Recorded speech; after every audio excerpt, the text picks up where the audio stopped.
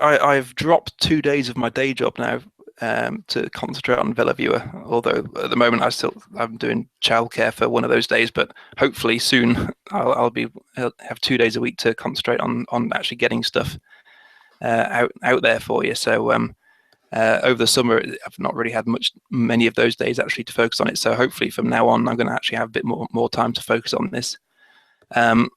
And one of the things that lots of people ask for is custom best splits. So in the activities tabs, they want to be able to see their custom best splits. So that's something, is some complex things about how I actually implement that, but it's been asked for enough times that I've really got to do it.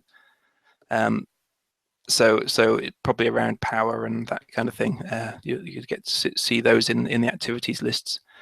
I mentioned the coaching, linking up coaches with athletes. So that's something on the list as well.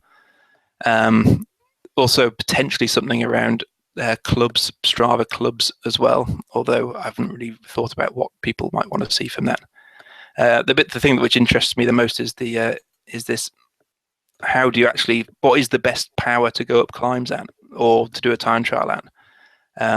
So I did a time hill climb last year on Crag Vale, which is England's longest climb. Is it Britain's longest climb? England's longest continuous climb. That sounds awesome, but it's only like 4% or something, so it's not actually very steep. It just goes on for 7 kilometers. So that's it's kind of got a steeper bit about a third of the way in, and then it's really quite flat all the way to the top. And I did that time trial, and I was like, right, I'm going to try and hold a power. I know I can hold 350 watts or whatever, so I'm going to try and hold 350 watts for that time. And so went up through the steep bit, and then I just couldn't hold the power at all on the flatter bit to the finish.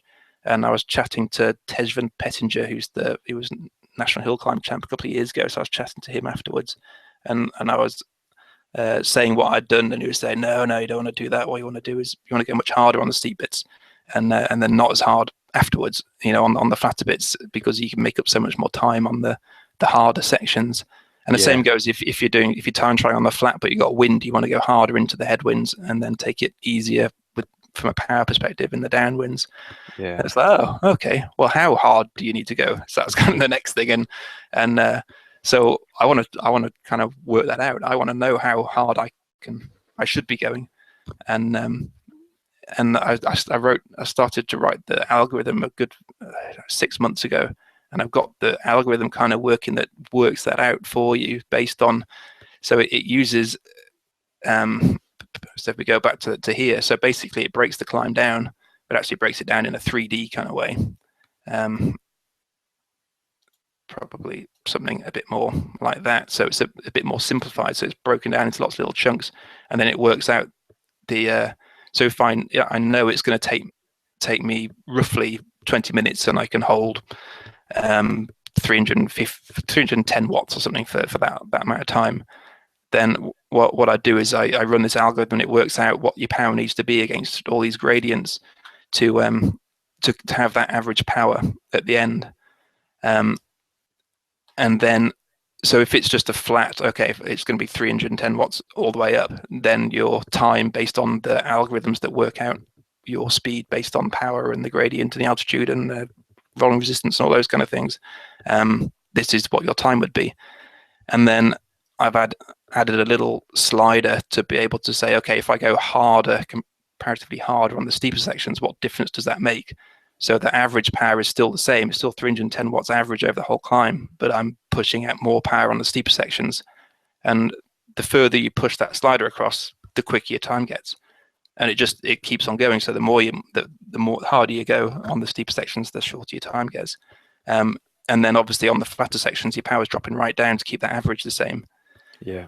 So obviously you can't push it all the way up to say, okay, I'm doing 2,000 watts on the steeper sections, because that's just not possible. So then it's about, okay, how do I look at the power curve and work out how that can actually work to maximize what you're capable of doing based on your power curve.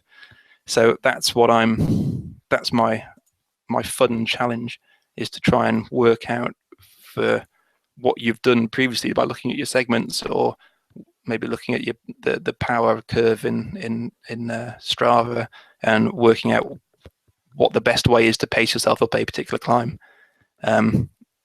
it's not so interesting on something like outdoors where it's a very steady gradient all the way up.